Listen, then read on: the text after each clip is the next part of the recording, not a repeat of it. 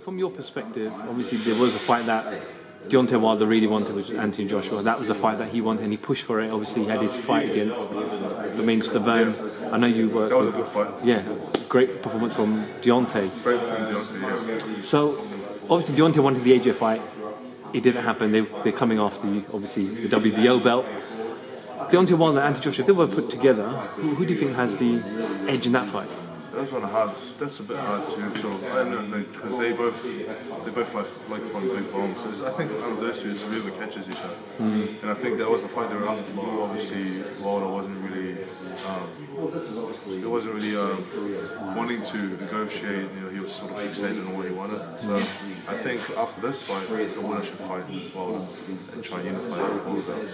Obviously, Wilder he made comments a couple of days ago that he's obviously fighting Ortiz Yeah. in the match that was scheduled last year.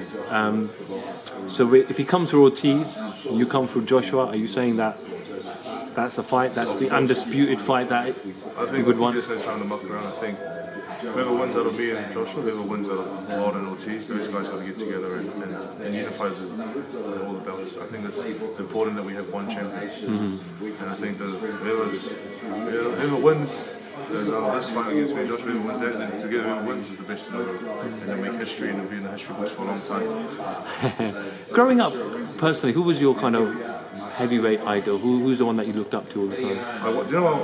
Growing up, I watched a lot of Roy Jones, but in his prime. In the 90s. I watched a lot of his fights in his prime, and just the movement, the speed he had, the dancing. I don't know. There's just a lot of exciting things to see to watch about him. Obviously, being in front of this massive audience, are you going to have this?